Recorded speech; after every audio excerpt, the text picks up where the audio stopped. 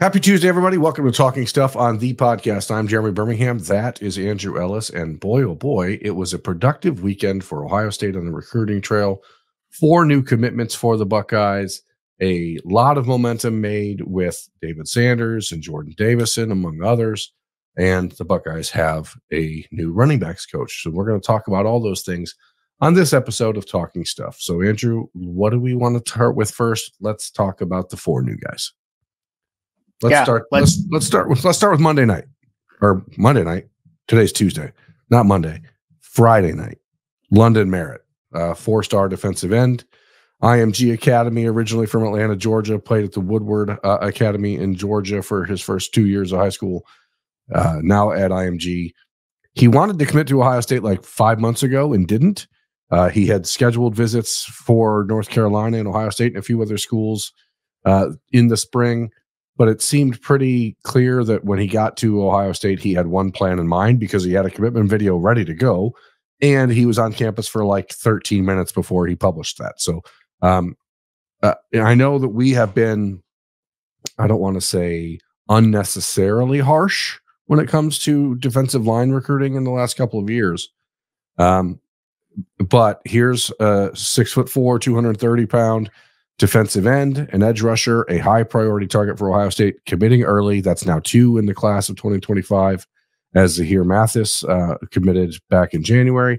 It seems like a good start to things at the edge for Larry Johnson. Yeah, it's a heck of a start. And me especially, I like that they've got 2 very different types of guys in there. You've got the longer guy with Mathis, and now you add London Merritt. So good start for him. Obviously, would like to see maybe 1 or 2 more by the time December comes around. I think a lot of people probably had Merritt kind of penciled into their class, but I think we would both agree heading into the weekend, he's probably not one that I personally would have thought was going to be on the commitment list. But that's a heck of a start for Larry Johnson. Now, hopefully we're not all on pins and needles heading into December like we tend to be over the last few cycles. Yeah, I like the commitment of Merritt because he's a guy who, if something goes haywire, potentially with Justin Hill, for example, I think you could look at a guy like London Merritt as being that alternate choice at that jack edge stand-up rusher role that I think they would like to see Justin Hill fill. Obviously, Damian Shanklin, the kid Marion Dye, also out there in Indiana, I think are the top 2 like that I would expect to maybe finish out the defensive line class at defensive end right now. But you also still have guys like Javion Campbell in Kentucky, who has an Ohio State official visit scheduled. And then we'll see where things go in state with like Brandon Caesar or down in the Dayton area with Cedric Works, who I don't know if he's going to decide to take, camp or whatever with Ohio State this summer, because he's a guy who has the talent to be in the Ohio State recruiting class. I have no idea what's going on with Brandon Caesar. Like the kid doesn't seem to have any interest in recruiting, which is totally fine. Maybe there's something else going on there that we're not privy to, but it seems weird. It's weird. Remind me, and we haven't talked about Caesar at all because, like you said, it's just been dead silence there. Isn't he being recruited as more of an interior guy, or is he kind of a versatile piece, I guess? Caesar? Yeah. No, I mean, I don't know. That's the reality of it. Nobody really knows. He doesn't look like an inside guy. He looks like a traditional, bigger outside pass rusher that Ohio State likes in that 6'5", 260-pound range where you'd figure he could stay outside. But he just hasn't taken visits, and there hasn't been a lot of discussion about him. So I don't know what's going on there. I guess that's something I could try to find do some homework about in these next couple of weeks, because we haven't seen him on campus. Now, that's not all that weird. Marquise Davis, his teammate at Cleveland Heights, has also not been on campus with Ohio State in the spring, as the Buckeyes obviously didn't have a running backs coach. So maybe that's all, working together. But I haven't heard of Brandon Caesar being anywhere else either. So it's a little bit peculiar.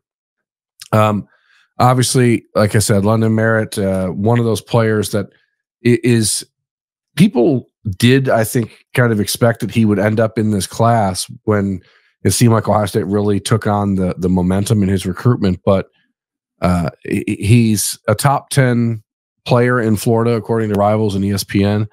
And then On3 has him as like the number 31 ranked edge rusher in the country, not even ranked in their top 300. And he's ranked in the top 126 of the other three networks. So one thing that I think we'll see amongst all of these kids that recruited or that committed this weekend for Ohio State is that there's a couple rankings where there's a major outlier. And so it's not the unanimous type of kids that everyone's like, yes, that's a sure blue chipper. But I feel pretty good about London Merritt, and I know Ohio State does too. He's been on that list like for a while as one of the top guys. So, yeah. And I mean, speaking of the list, TJ Alford, we've talked about him ad nauseum for the last couple weeks. Good to see that one finally come to, I don't want to say come to an end, but nice to see a public commitment come on Saturday. James Laurinaitis, top guy on the board, really his first official commitment since being named linebackers coach. And now Ohio State's got till December to fight off all those Florida schools, I guess. Yeah, I mean, we talked plenty about Alford last week, so there's no reason to rehash that. What we've already discussed. Florida State, Miami, Central Florida, Ohio State will all get an official visit. We'll see if anyone else gets added to that.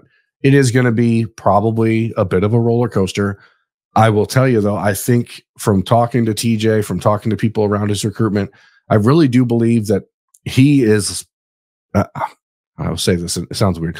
That kid, I think, is in love with Ohio State. Okay. Like, I don't believe that he is going to be sincerely looking for an escape route.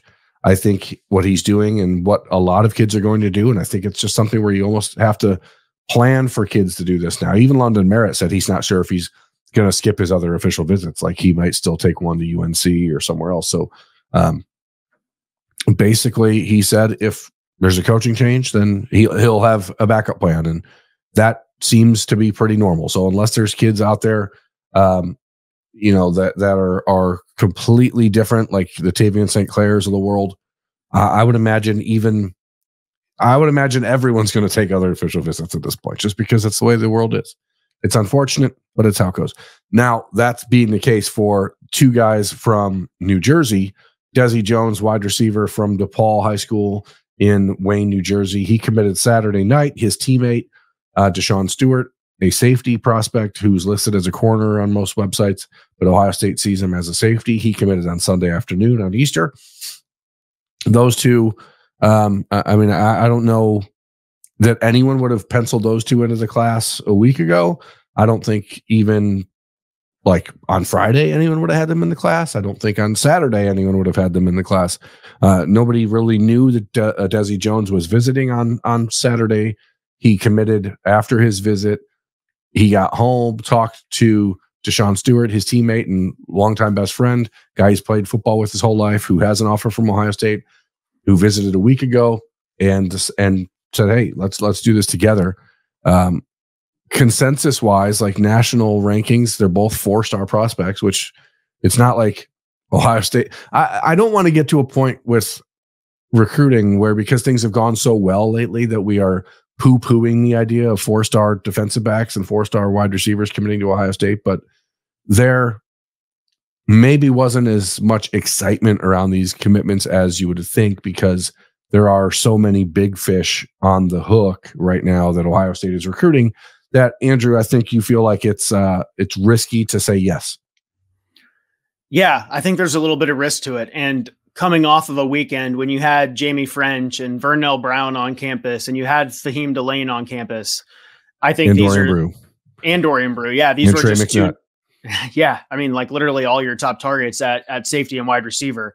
I do think those were two somewhat surprising commitments, but I think if you take a step back and you look and you say, well, Ohio State did just lose Javon Boggs, so perhaps Desi is a slot specialist like that, a kind of a yards after catch monster, and then Deshaun Stewart is kind of a versatile defensive back. I know they're recruiting him at safety, but they could take up to 4 players at the position in this class. So I think when you kind of look at it that way, maybe it's not as big of a question as it kind of looked surface level when it first happened this weekend.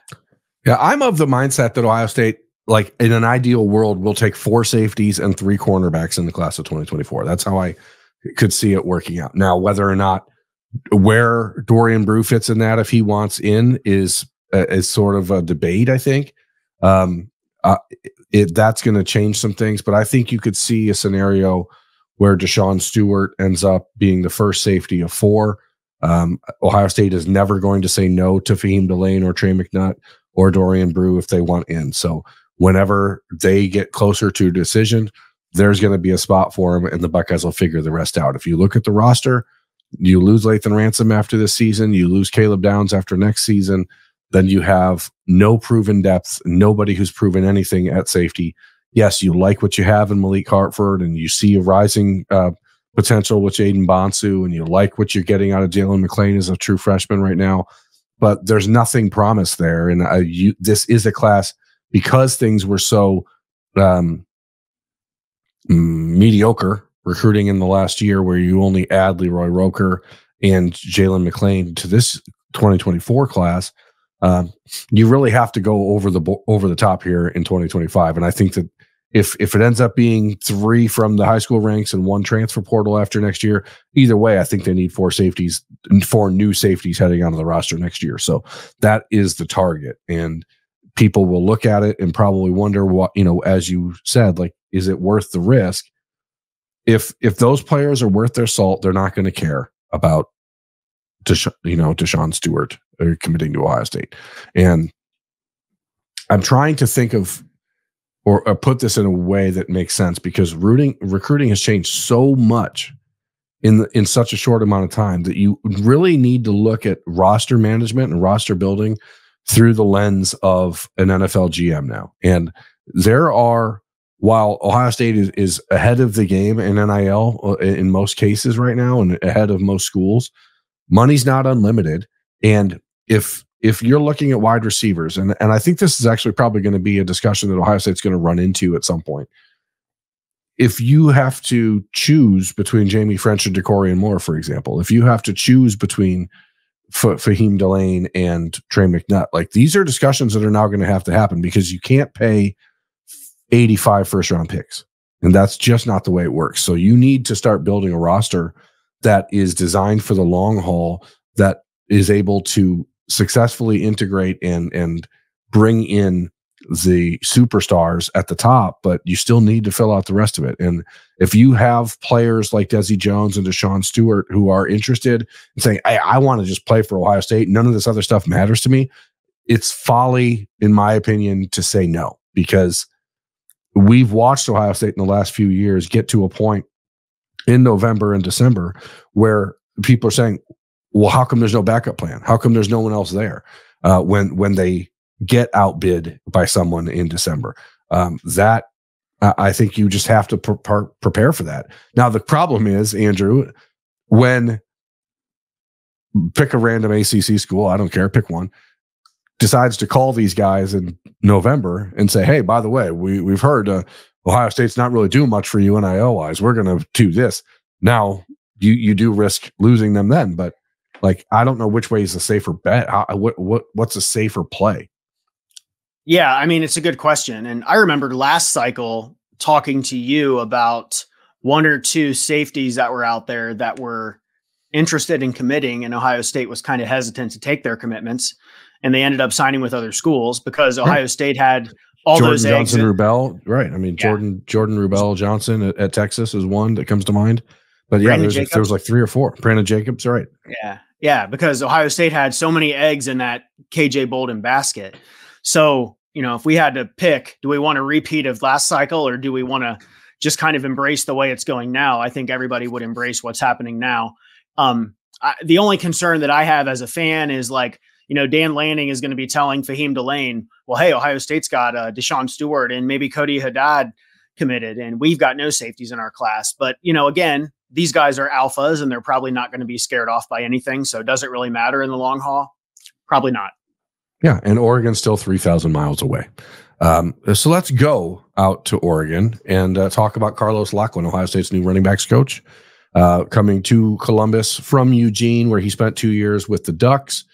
Not a name that a lot of people talked about throughout the process. I I had been told essentially like 10 days ago, relax. We know who it's going to be. We just can't say anything. And no one would tell me the name, even though I tried. And this guy being the guy makes a lot of sense for a lot of reasons. And if you go to OhioState.Rivals.com, I wrote I don't know, it might have been 800, 900,000 words on Lachlan on Tuesday about his recruiting board and where he's looking and what Ohio State maybe sees in him as a recruiter, because that position, the running backs coach, is almost entirely contingent on being an excellent recruiter.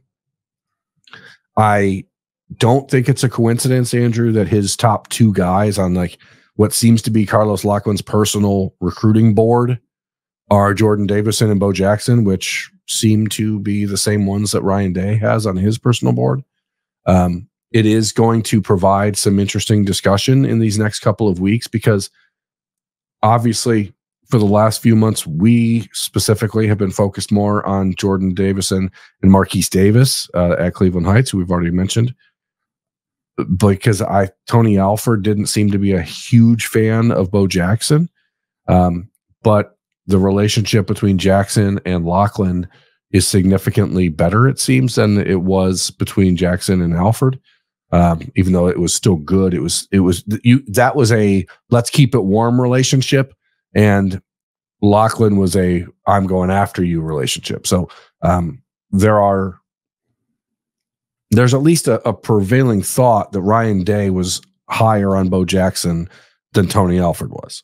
So you might see a shifting of priorities here, and that's going to piss people off if it pushes Marquise Davis to Michigan. But like, again, this is one of those situations where you can't sign all of them. And if Lachlan and Day are aligned in where their vision is, then it seems likely that the focus will shift there. But that said, I know that Lachlan has already begun trying to initiate contact with Davis. So like, it seems like he's going to be swinging right out of the gate. Yeah, it's funny because with the last few weeks when we've talked about this, we talked about, can Ohio State hire one of those coaches that already has a relationship with Jordan Davison? And we spent the entire time talking about Gillespie from Alabama and Tashard Choice down in Texas. And I couldn't even have told you who Oregon's running backs coach was until, 48 or 72 hours ago. So it's just kind of funny how all that worked out. I think it's a huge upgrade for Ohio State in terms of their chances with Jordan Davison. I don't love that he's visiting Texas this weekend, but I think that's something they can overcome. And I just think the fans need to kind of reshuffle that board in their head. If they said they wanted Ohio State to get Davison and Davis, right now I would say it's more likely it's going to be a Davison and Bo Jackson situation, which you're landing two of the top 6 running backs in the country, according to the Rivals rankings. Now, would it suck if Marquise Davis went to Michigan? Yes, but maybe he ends up at Kentucky or Tennessee, or maybe Lachlan reaches out to him and the two of them hit it off and things change again. So it's kind of fascinating to see how this all unfolds. Yeah, and it's not like Bo Jackson is like a lock for Ohio State either. I want to be clear. I think he's probably leaning in that direction, but he's got trips to Georgia and Alabama this weekend, and like those are not being taken for fun. He told me this week that he expects to really narrow down and get down to his official visits after this weekend's visits with Alabama and Georgia to see where they're at. He released a top 12 or something on Tuesday, but like it's a much shorter list than that in reality. What it was going to be interesting to me is that there are players that Carlos Lachlan has been recruiting hard at Oregon that aren't interested in Ohio State or vice versa at this point. And so we'll see exactly how much autonomy he has in building out the recruiting board from here. Normally, when you're a new assistant coach, it takes a little bit of time for the head coach to trust what your vision is and to give you the green light to go recruit your guys. But I did some digging on Tuesday, and two of those guys that I've heard Lachlan has been very close with are De'Air Hill from Belleville, Illinois, and Shakai Mills-Knight from Chattanooga, Tennessee.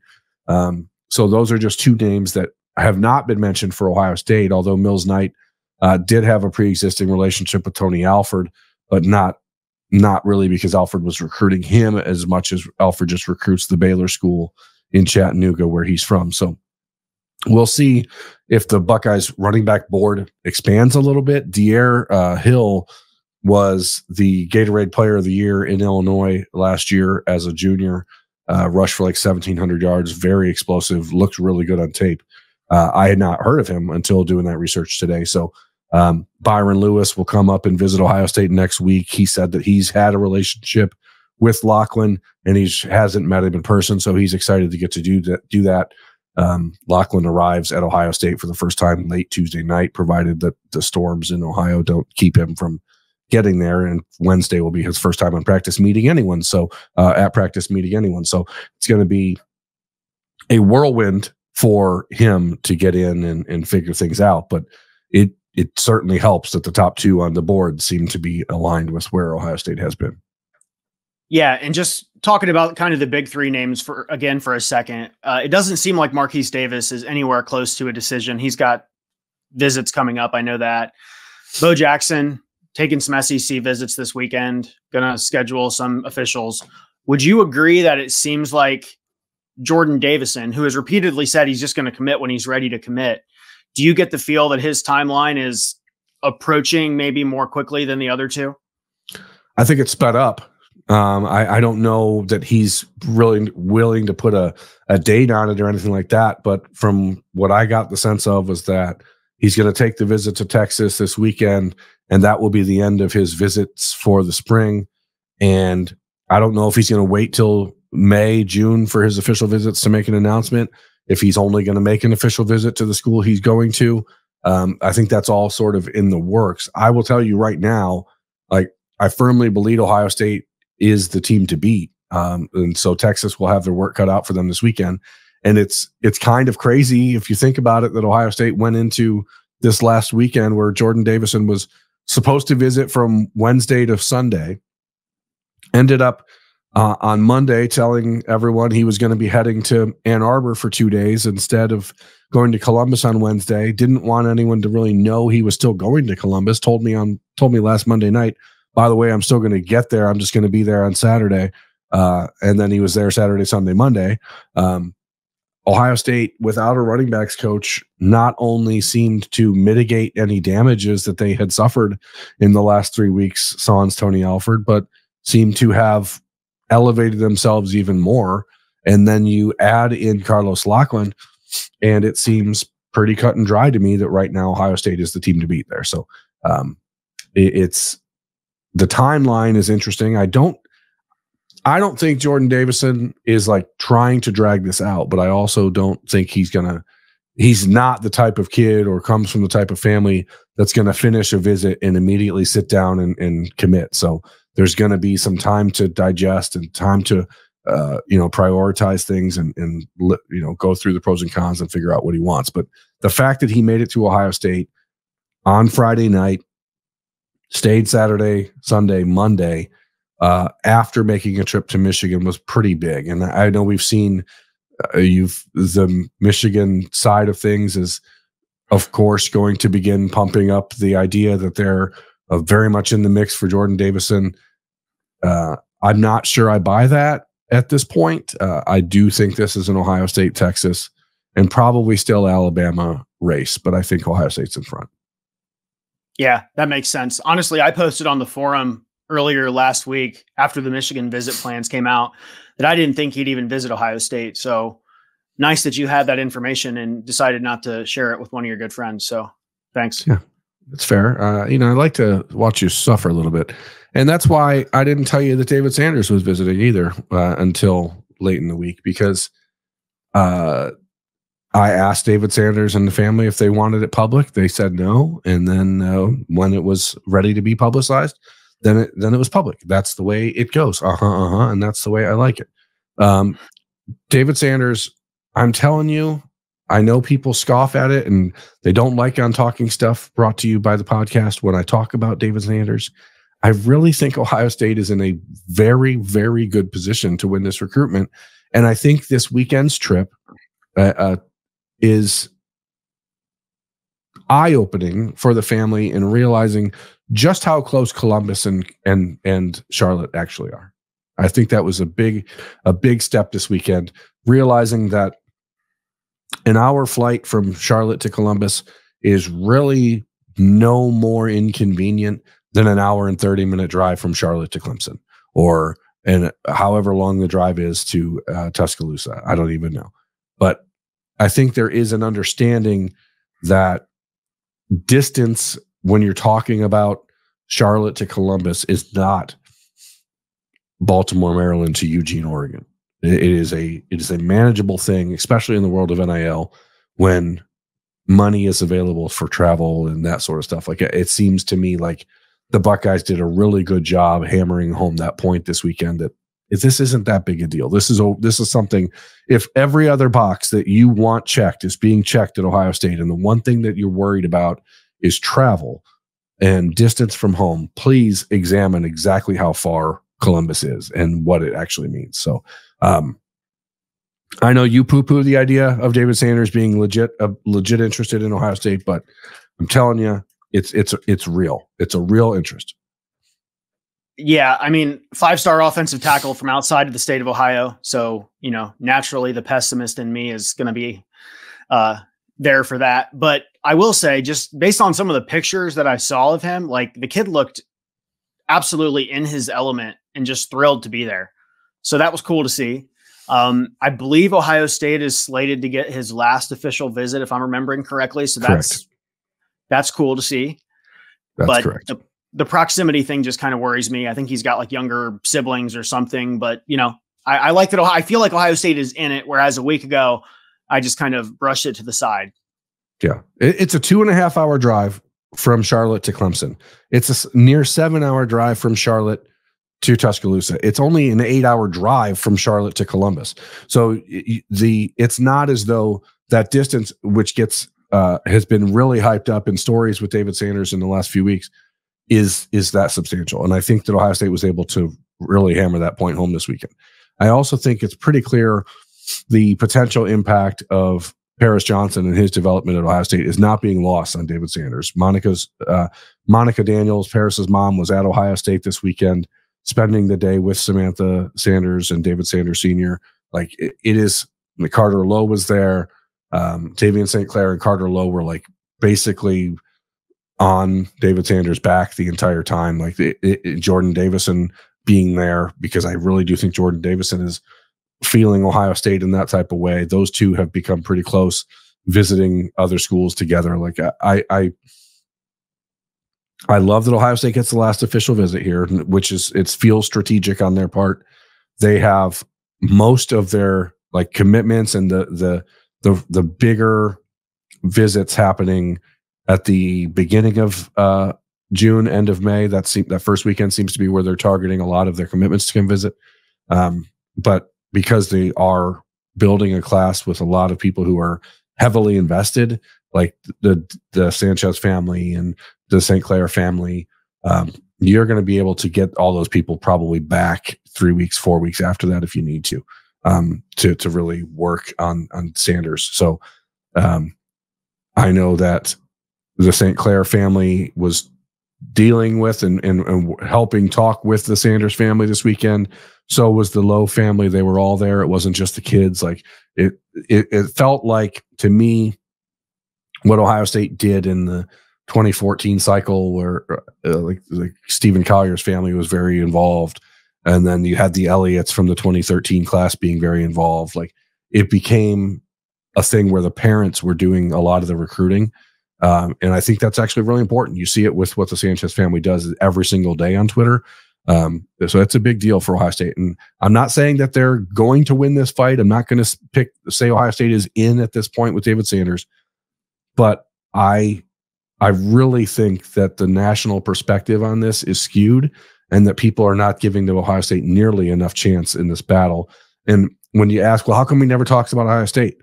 If 95% of the recruiting writers he talks to, and David doesn't really seem to talk to anybody unless they're talking to him in person, those people are all from the South. Those people are all covering those schools that are in that quick drive over to Charlotte. So they're only asking about those schools. They're not really taking Ohio State seriously. And I'm just going to stand on it. I really think Ohio State is much more involved in that than anyone is giving them credit for. So we will put a pin in that for now and talk about some other guys that Ohio State is very involved with, including a number of them in the state of Texas. I think, Andrew, and I'm going to talk about this with Sam Spiegelman, one of my good friends and a longtime veteran of the recruiting industry, formerly of Rivals and On3. Sam is awesome at his job, and we were talking about the Ohio State is in a position where they could maybe sign 5 of the top 10 players in Texas, which is kind of stupid to even consider, but it's a real possibility. We're going to take a little break. I'm going to talk to Sam, and then Andrew and I will be back to finish up talking stuff after that. Joining me now is Sam Spiegelman, one of my all-time favorites and somebody who understands recruiting and the world around recruiting better than most. Sam, you're in Texas now after years of trampling all over Louisiana. And first and foremost, I mean, I'm just looking at your setup. It looks like the sun is shining. Yeah. Texas, Louisiana to Texas, we got a new office set up, which opened me up to this fantastic natural light, they call it. And they also we got upgraded internet. We're on Google Fiber now. So, in years past, we've had some spotty connections, Birm. So, I think between the Google Fiber and the natural light, we're already, we're better in 2 different phases. You know who else is better in a lot of phases? Ohio State. Sam, they have always been a program that recruits well in the state of Texas. That's not new. If we go back to the class of 2017, that's sort of the one that people point to. That was the year with J.K. Dobbins, Barron Browning, Kendall Sheffield, J.K. Dobbins, I already said, Jeff Okuda. Like, it was a pretty good year for Ohio State. And as I'm looking right now at like the industry top 10 players in the state of Texas, number 1 is DeCorian Moore. Number 2 is Devin Sanchez. Number 3, Jonah Williams. Number 4, Kalik Lockett. Number 5, Ty Haywood. Number 6, Michael Fasusi. Number 7, Michael Terry. Number 8, Dorian Brew. Number 9, Riley Pettyjohn. And number 10, Lance Jackson. There's a real chance that Ohio State could nab 5 of those guys. Is that crazy to say? Yeah, from years of seeing the way Ohio State recruits Texas, they don't just throw offers around in that state for nothing. One, obviously the staff, whether it was Ryan Day or Urban Meyer, first of all, they had to be worthy of the Ohio State offer. So from a talent perspective, but also, from a recruiting standpoint, who from Texas is going to lead the friendly confines of the Longhorns, the Aggies, TCU, SMU, you name it. There's a ton of great options within the state of Texas. So they were always particular about who they offered. Guys like Jackson Smith and Jigba, who committed to them early and really never strayed away from that. And that's just kind of, and you see it with this 2025 class, they've thrown a lot of offers in Texas, and they already have a commitment from Devin Sanchez, who, as good as any one of those players on that list. And they're in a really good spot with several others within the state. Yeah, and that's just the top 10. That's not to mention players like Dalen McCutcheon or Elijah Barnes. And I want to go through a couple of these guys and just get maybe the latest from that you've picked up on the ground in Texas as far as where things are. The last time you and I saw each other was in December at Arlington at AT&T Stadium, as Devin Sanchez and DeCorian Moore played one another in the state championship game. And it was an awesome game, not really a fair fight, to be honest. Duncanville, top to bottom, might be the most talented team in the country outside of Mater Dei, or maybe outside of Mater Dei, at least in the last couple of years. Where you can tell me if I'm crazy for saying this or not, okay? I believe that with DeCorian Moore, he's got a focus of 4 schools that he's talked about, right? Ohio State, LSU, Oregon, Texas. Been committed to LSU for almost a year. I believe that LSU might be 4th on his list. Am I crazy or am I not crazy? I don't think that they're 4th, but I think that there is an argument that they might not be 1st. Listen, he committed to them, and LSU did a great job of getting an early commitment from DeCorian Moore. He was back on campus in Baton Rouge a couple of weeks ago, which, is obviously huge for the Tigers, trying to hold on to a 5-star wide receiver who, like you said, plays in the state of Texas. He's been to Oregon, he's been to Texas, and he's been to Ohio State. Texas and Oregon have been the schools trying to chip away at LSU since even before he committed there back in last August. The new school here is Ohio State, and I think that's the interesting one to obviously look out for. You already knew that Oregon and Texas were not going to go away. From being around him at various events the past, from December, saw him again in January, ran into him in February. Texas and Oregon are, the ebb and flow of how hard they're pushing kind of depends on what week you talk to him. But now you see that Ohio State is seriously in the mix. I think that it obviously just lessens LSU's chances of holding on. I think if you talk to the LSU coaches, they know that they have their hands full trying to hold on to DeCorian Moore, and the odds are definitely against them. I have to believe that Texas is going to be the favorite until I know otherwise. That staff has kind of, zoomed in on him, much like they did Colin Simmons a year ago, as a priority in this 2025 class. And ultimately, I believe that June, this spring has been really good in terms for DeCorian as far as getting back, taking these visits, checking out Ohio State in particular. But June will probably be the most important month for him as he takes his OVs and tries to either finalize whether he's sticking with LSU or does end up flipping to either Texas or Ohio State or Oregon. It's funny. There are schools around the country like Miami. Their fans absolutely despise Brian Hartline. Like, they hate the guy. Okay. And it makes perfect sense why they hate the guy. He has ripped them asunder in the last couple of recruiting cycles. Texas is now dialed all the way in on DeCorian Moore. Ohio State was not involved in that conversation at all until basically January, and is now very firmly in the mix. If we take DeCorian out, there's still two other receivers in the state of Texas that are really, really good that Ohio State is interested in. Khalil Lockett at how do you pronounce is it sexy? Saxophone? It's saxophone, yeah. Saxy. Khalil Lockett at Satchsey, and Dalen McCutcheon at Lucas Lovejoy in Lucas, right? Mm-hmm. Yeah. See, why are you trying to? I was just trying to finish your sentence. I thought we had that chemistry. Now, Lovejoy is a high school that Ohio State went into last year and plucked Peyton Pierce from. So Dalen McCutcheon visited Ohio State earlier this week. So, they're starting to figure out.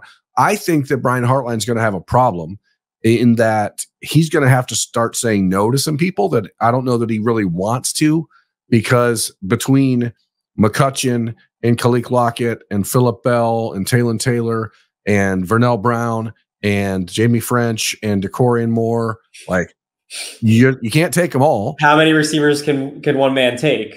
Well, I think it's becoming it's the standard pretty much now for Ohio State. The goal is going to be 4 pretty much every year, I think, because you have to account for attrition. You have to, and it's also now in a position where you have to look at guys like Jamie French and DeCorian Moore almost as 2 first-round draft picks, right? And Khalil Lockett could probably be in that conversation as well. How many first-round draft picks can you account for on the books? The things are different now. Correct. When you look at those 3 guys, McCutcheon probably a hair below Khalil Lockett and DeCorian Moore on the prospect totem pole, as from what you've seen and where they're all ranked. And I'm not breaking new ground there, but what is the primary difference between Khalil Lockett and DeCorian Moore as a player in your eyes? Well, I think in DeCorian Moore, you kind of already see someone who I think compares very, very much to someone like Odell Beckham, who's just a terrific athlete that just elects to play wide receiver.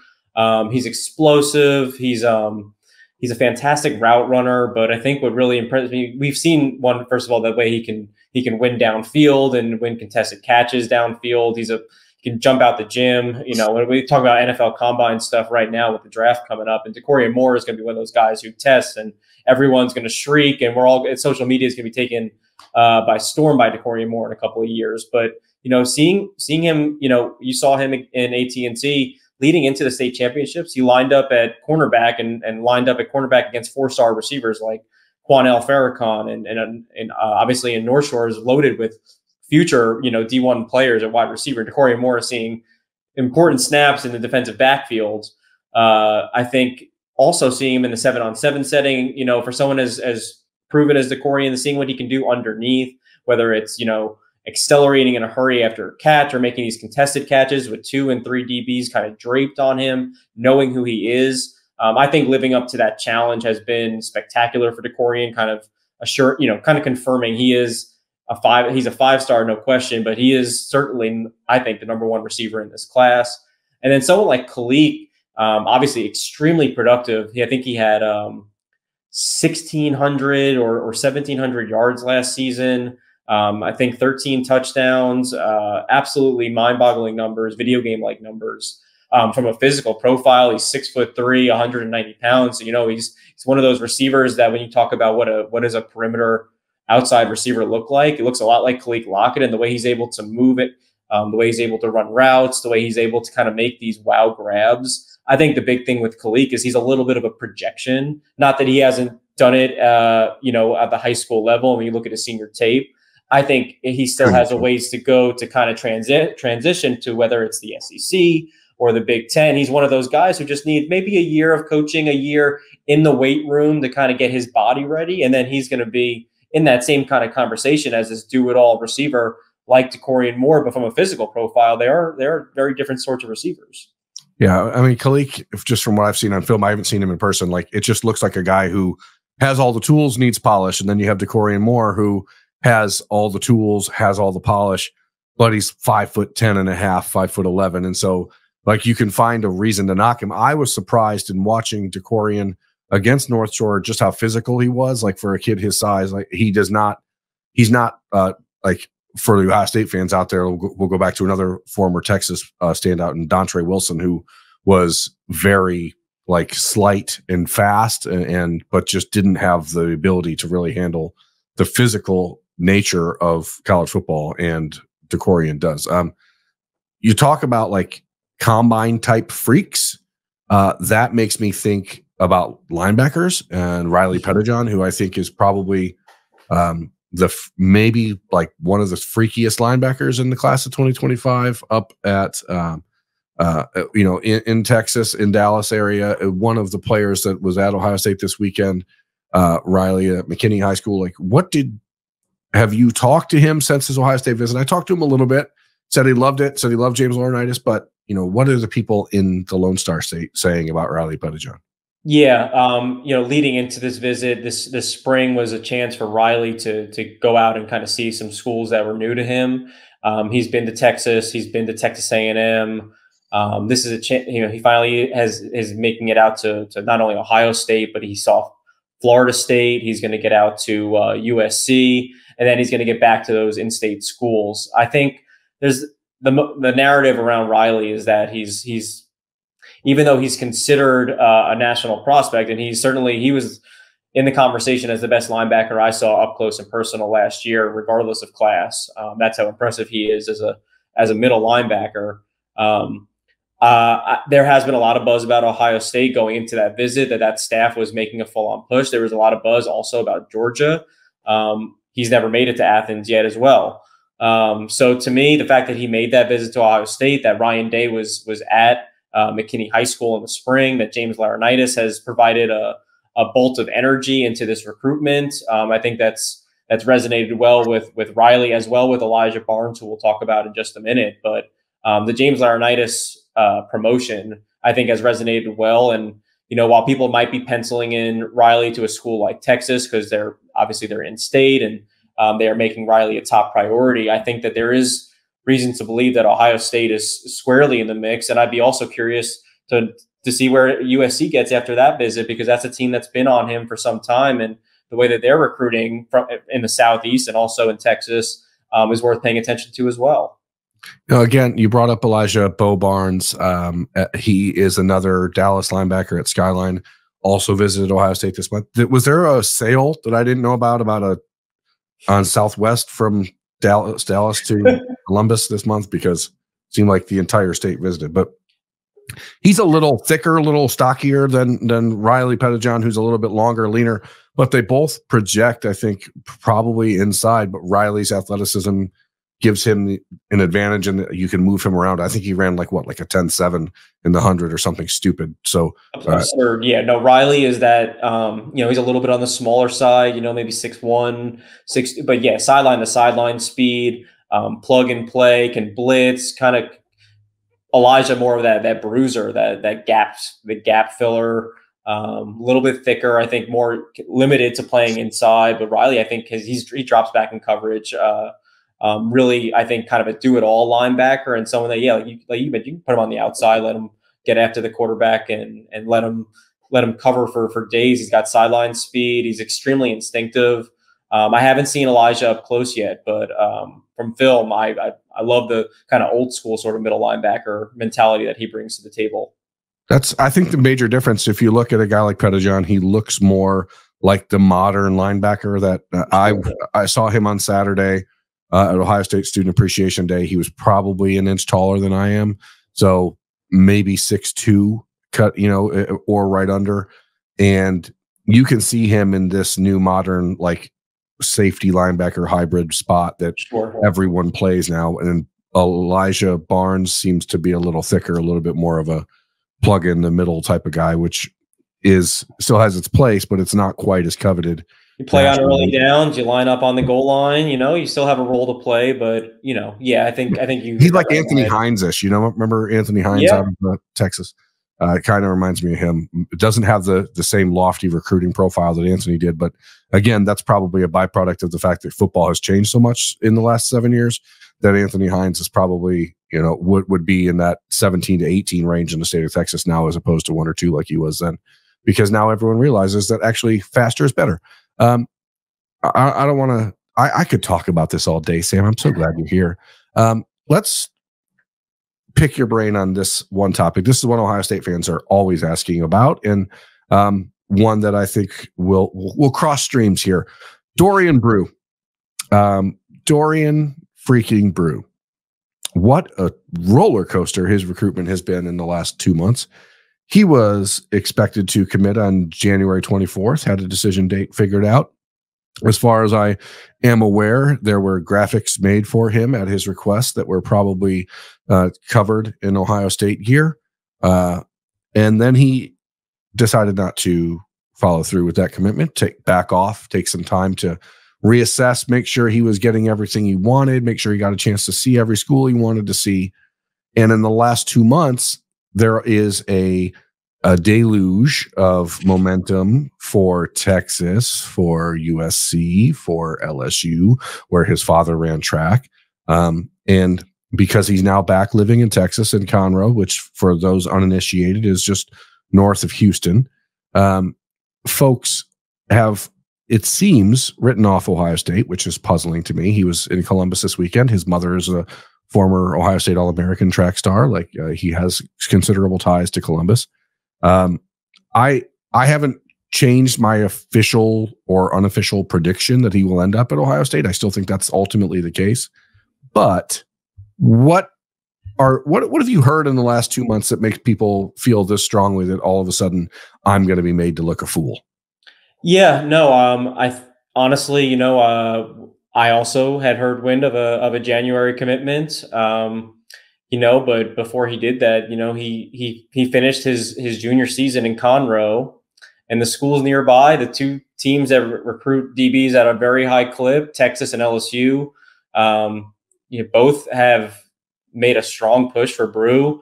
Talking to people on both sides at both of those universities, I mean, he is in their top of the top list of guys that they view now in the state of Texas that they had to dial in with. LSU just rehired Corey Raymond to be their DB coach, and he's trying to remake that DB room and trying to find instant impact freshmen. And LSU doesn't really have one in this class besides that. Well, they have Jabari Antoine, I guess, who was also at the top of Texas's board, committed, but still looking to find instant impact DBs. You saw what the LSU secondary looked like, and you heard about USC, but yeah, it's he's a kid from Ohio. Let's not forget that he's from Texas, but lived in Ohio, and then for the bulk of his childhood. Yeah, he is a Ohio kid, dual citizen. He's a dual citizen. Spent the bulk of his childhood growing up in Ohio. Now is back in his home state of Texas. I think that's listen, you don't want to say that Ohio State is no longer in the mix. That would be a lie. He was just back on campus. I think it's opened up the race tremendously. I haven't heard as much buzz about USC, from other people that I have spoken with. They've obviously mentioned USC, but the sense is that LSU and Texas have become the two teams that have kind of come on strong late. And I think obviously he was considering an early decision. I'm sure that he still wants to have a decision in place sooner rather than later if he's already been toying with it. The way that this is intensified over the past couple of months, I imagine that these official visits are also going to loom large as there's a lot of new faces now involved in this recruitment. Yeah. Let me play a game of a truth or fiction or is fiction truth or fact or fiction? Nonfiction is true. Is true. So we'll say truth or fiction. Okay, we'll stick with what we had. There was at least some discussion when Dorian Brew's recruitment reopened and the decision to not commit happened that schools were trying to maybe talk him out of playing defensive back. It sounds like from what you're saying that Texas and LSU both view him as a defensive back also. Is that correct? Fact. So I think trying to parse through, like, from the Ohio State perspective, a lot of the conversation is, well, what happened? Why would he reopen things?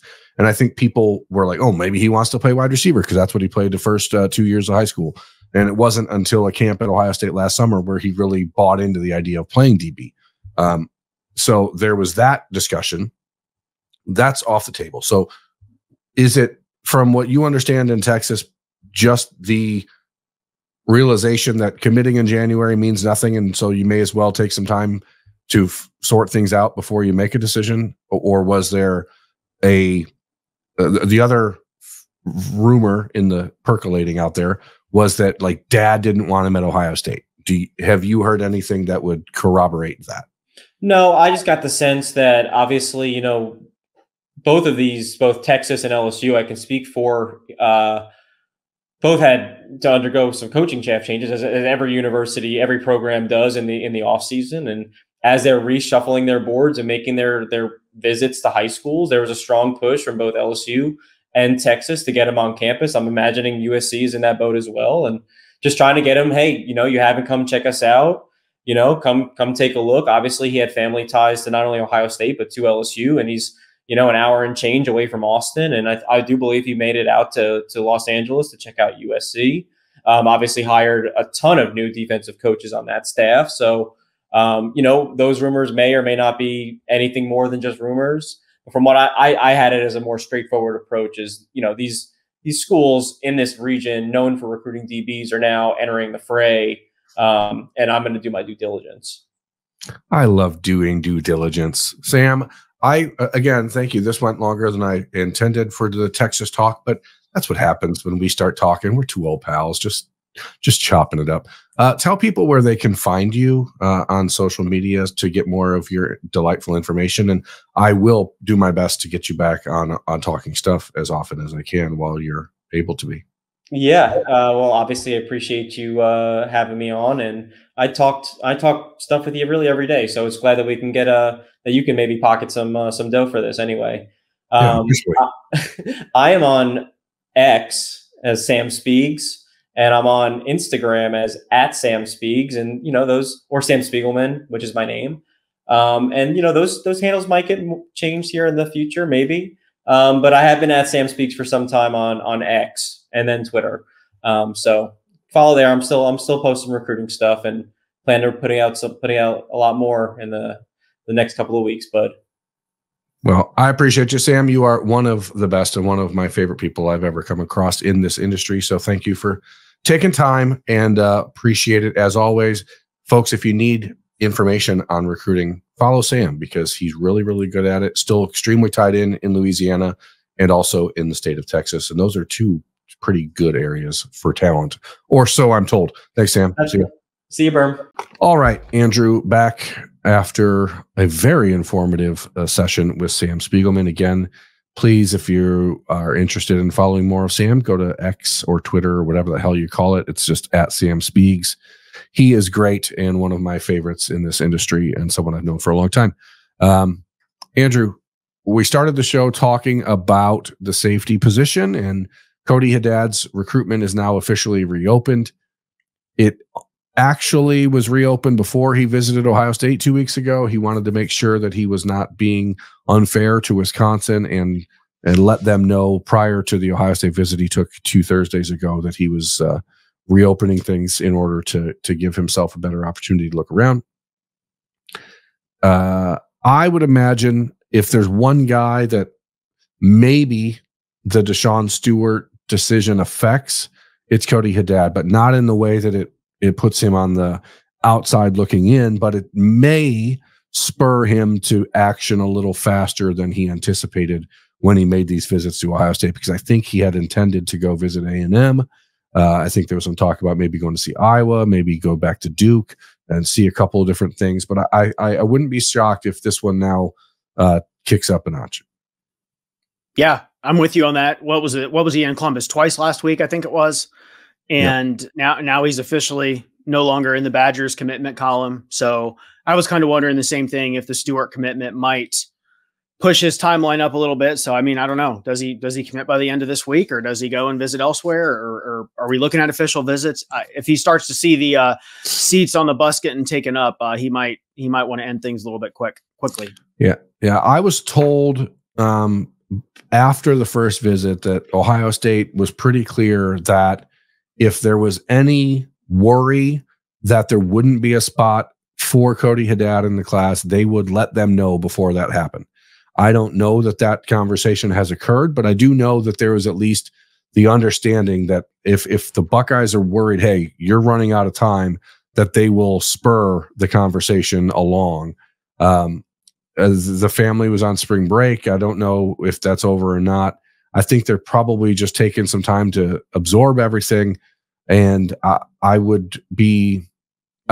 think I would expect him to be probably decided on what he's doing. And the two options are this: delay and visit other schools, or commit to Ohio State. I don't think there's another school in that conversation where it's like commit to this school, or take visits. I think it's commit to Ohio State or decide to take other visits. And I think in some way, and maybe this is me spinning it even a little bit further than it needs to, I think if the decision is visit other schools, it may be a de facto way of the Haddad family saying maybe Ohio State's not for us, and we'll see if that's the case. So I don't have a particularly strong inclination that that's the path they'll choose. I would imagine I'm not going to be surprised if the recruitment is over by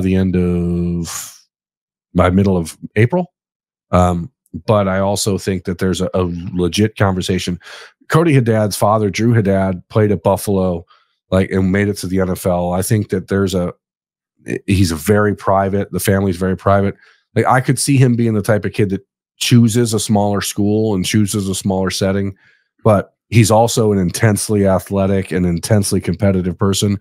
So I think he's motivated by this idea of going to a place like Ohio State and showing I am this guy.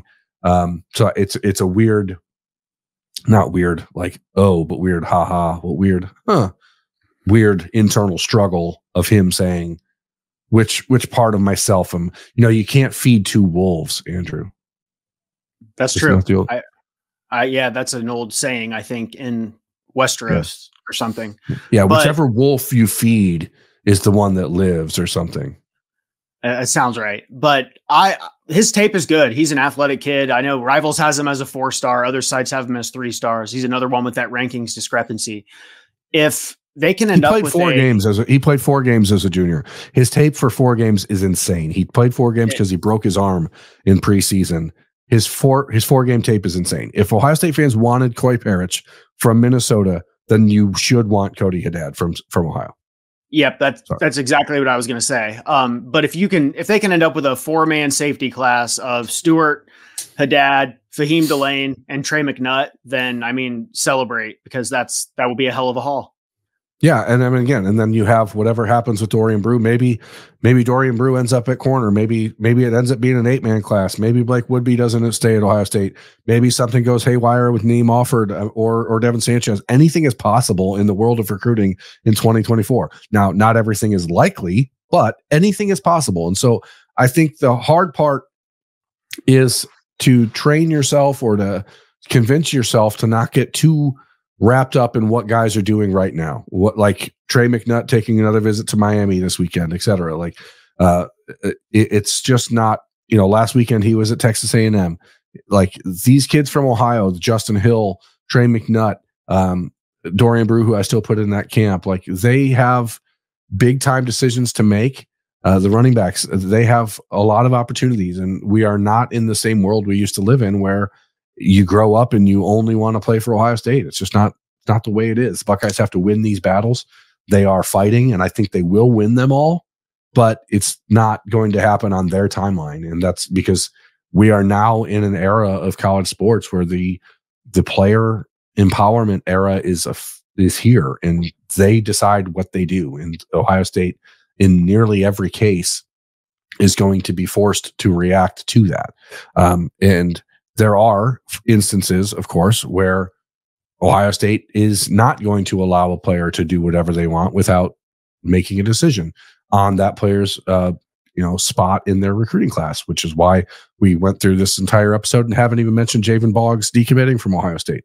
Javen Boggs wanted to continue to take other visits. We mentioned that he visited Missouri on last week's episode of Talking Stuff, and he wanted to take more. And Brian Hartline and the Buckeyes like, okay, we're not going to go through this right now for a player that was born in Ohio that they figured would be locked in and would see the opportunity for the development down the road, instead wanting to take the time to experience this recruiting process.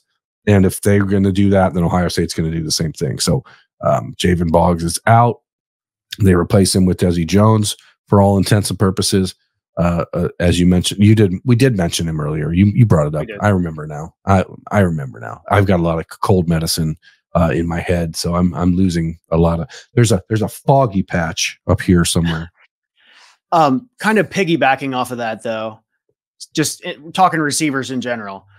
DeCorian Moore is committed to LSU. We know about Jamie French. We know about Vernell Brown. But let's just hypothetically say that DeCorian Moore told Brian Hartline, I want to flip from LSU to Ohio State right now, Tuesday night, but I plan on taking visits to Texas, LSU, Florida, Oregon. Do you think they would handle that differently than they did with Boggs? So he's doing it publicly in this hypothetical situation?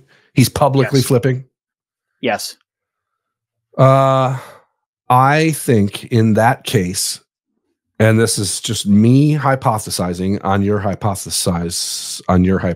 hypothetical.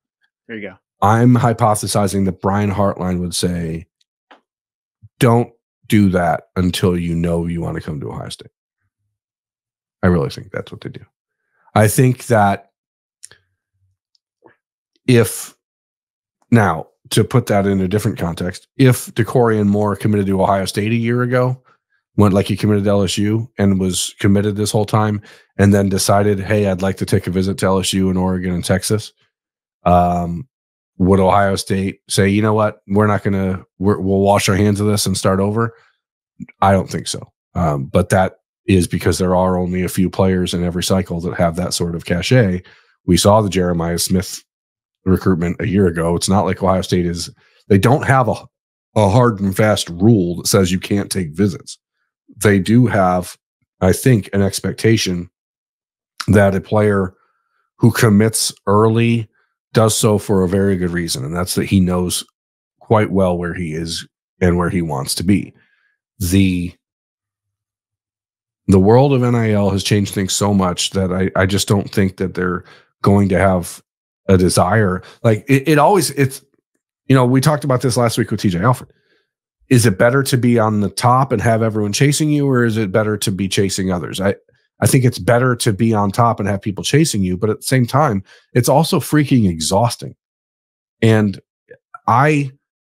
you can see it on the face of Brian Hartline every time we saw him in the Jeremiah Smith recruitment. He was just worn out from it.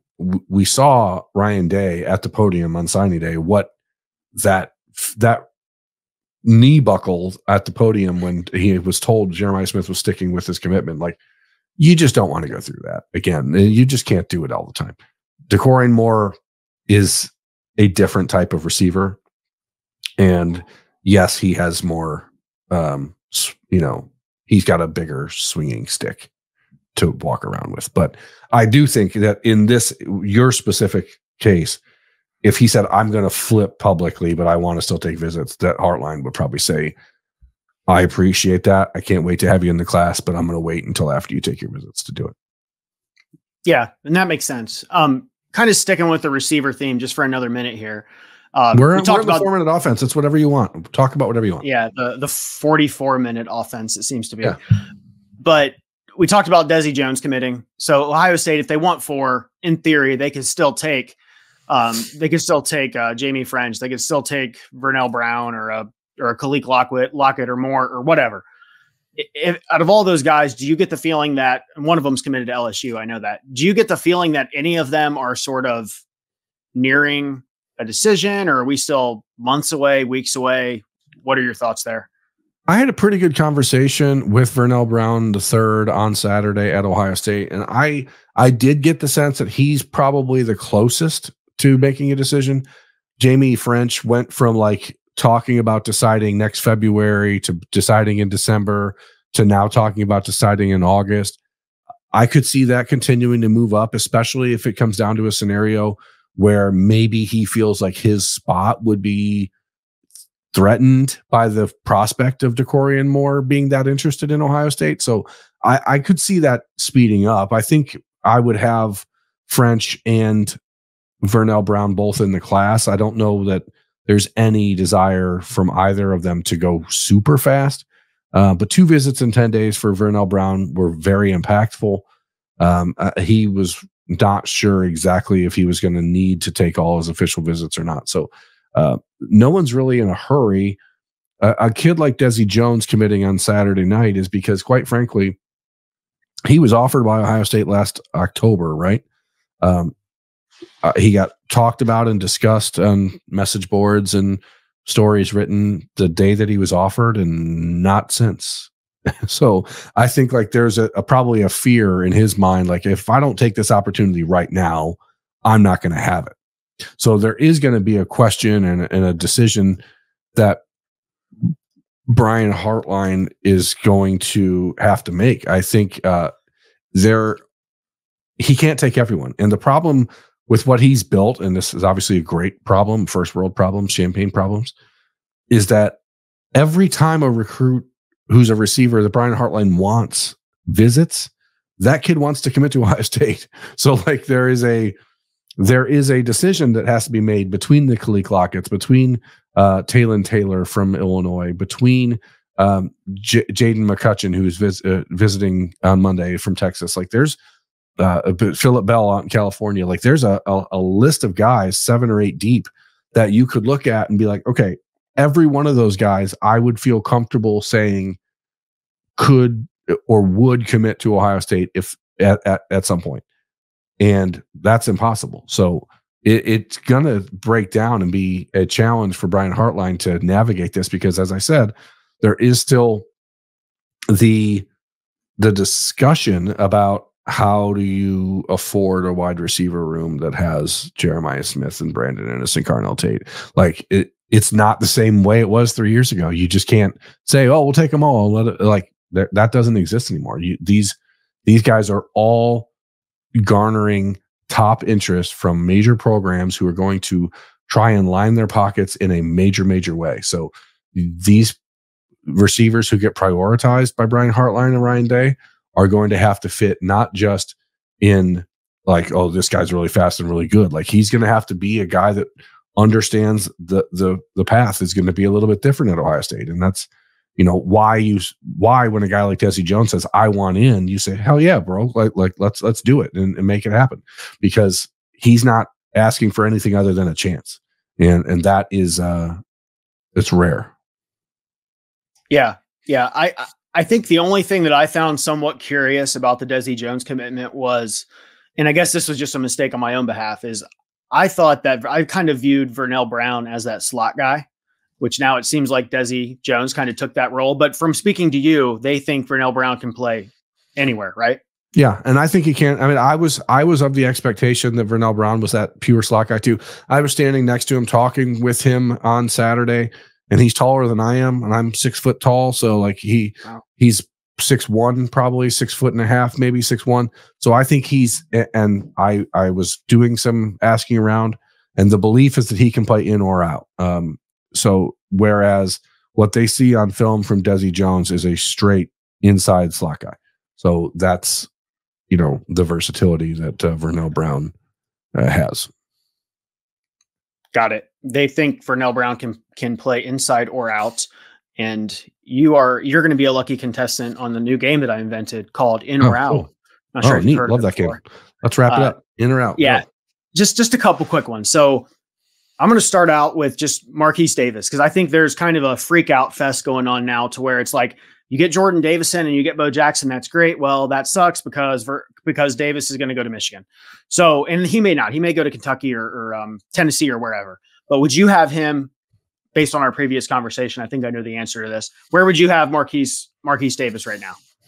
Today, Tuesday, April 2nd, out. But again, he has never spoken to Ohio State's new running backs coach, so it'd be impossible to have him in until that happens. And I say that not because it's impossible for Ohio State to land somebody without the guy talking to the running backs coach, but it's not possible with someone like Marquise Davis. He's just a different type of kid. He's looking for something different.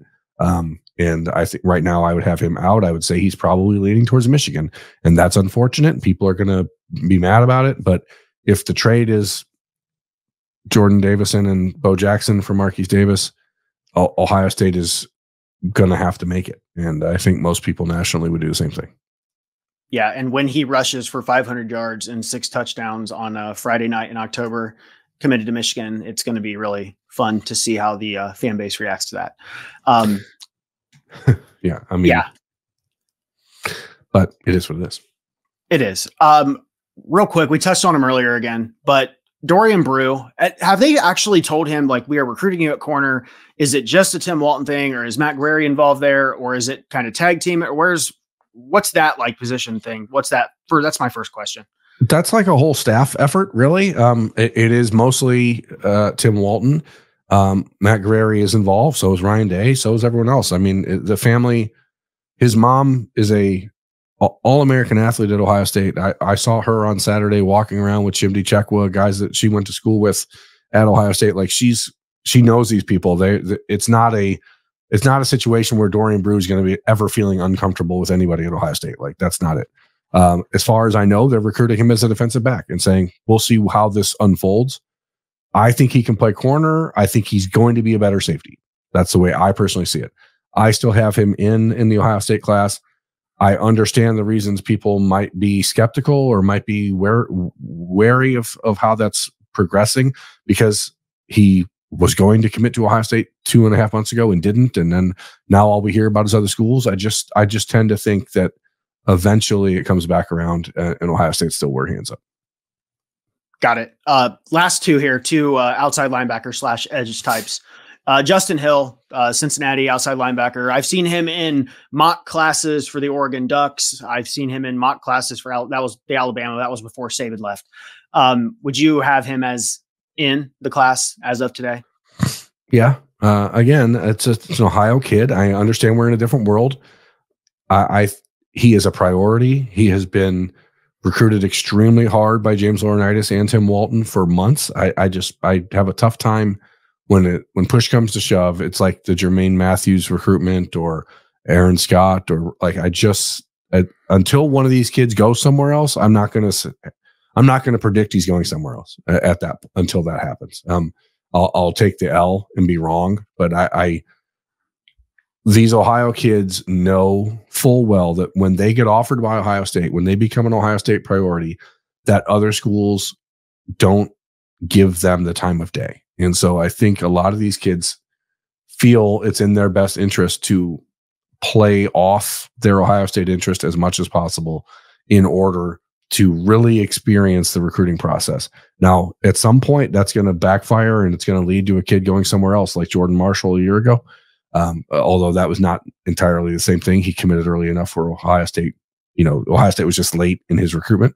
as we've talked about many times. So there is going to be a day when this approach actually succeeds for another school. But until then, I still think it ends up as an Ohio State win. But it'll take time. Just got to be patient.